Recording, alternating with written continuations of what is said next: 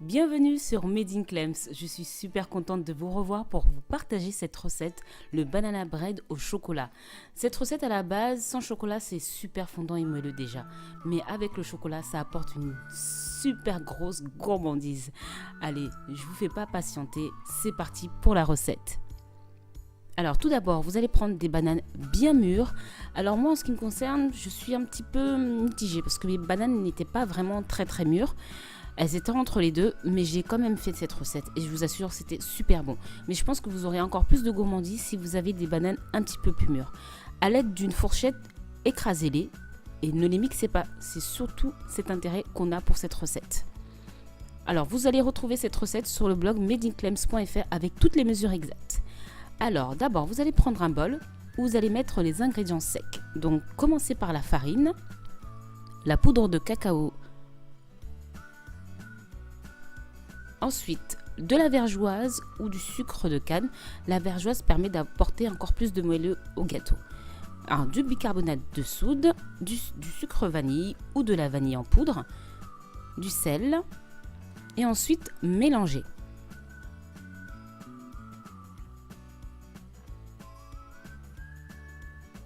Mettez cette partie de côté et dans un autre bol, vous allez mettre les ingrédients liquides. Donc l'œuf. Ajoutez de l'huile plutôt neutre. Moi j'ai mis de l'huile de tournesol, mais vous pouvez en mettre une autre qui n'est pas trop marquée en goût. Ensuite, mélangez rapidement. Alors, vous allez ensuite ajouter du lait caillé ou du lait ribot.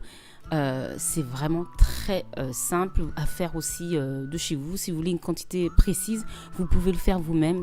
Vous avez la recette en haut à droite si vous le souhaitez sur mon blog. Ensuite, ajoutez les ingrédients secs aux ingrédients liquides. Donc la poudre de cacao mélangée avec la farine.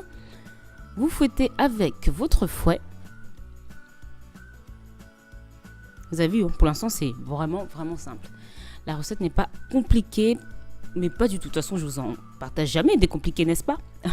Ensuite, ajoutez, qu'est-ce que je vous dis? Ajoutez n'importe quoi. Vous mélangez ensuite avec une maryse pour bien incorporer les ingrédients et ajouter les bananes que vous aurez écrasées. Ce n'est pas une texture lisse, justement, ça apporte une bonne mâche à votre gâteau après cuisson. Mélangez avec la maryse pour bien incorporer les produits. Vous n'aurez pas une pâte super lisse, mais c'est tout à fait normal. Alors maintenant, comme il n'y a pas assez de gourmandise, on en rajoute avec du chocolat. Alors c'est une tablette de chocolat que j'ai concassée à l'aide d'un couteau, tout simplement. Mais vous pouvez mettre également des pépites de chocolat si vous préférez. Ça ne changera pas et ça n'altérera pas la recette du gâteau. Au contraire.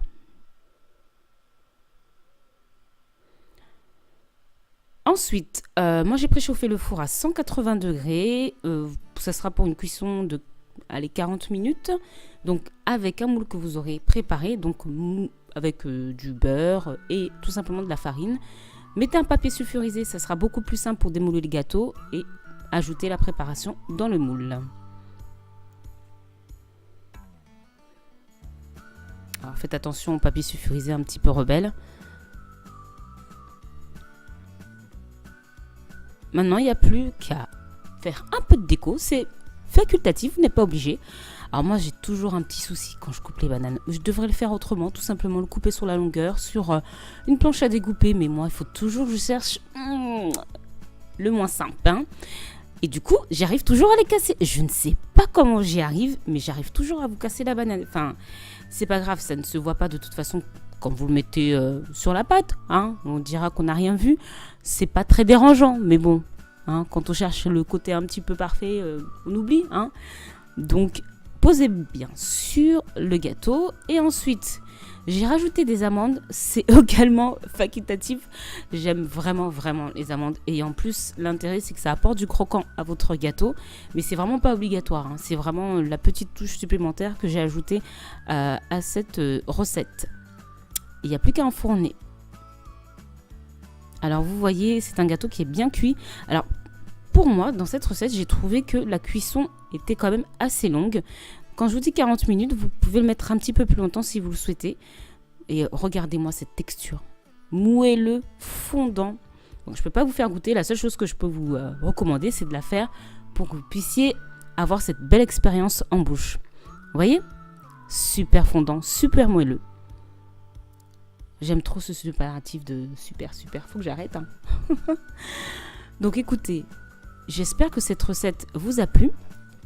N'hésitez pas à vous abonner pour avoir le reste de toutes mes recettes une fois par semaine. Et vous avez les réseaux sociaux Snapchat, Instagram et Facebook. Et je vous dis à bientôt pour de nouvelles recettes.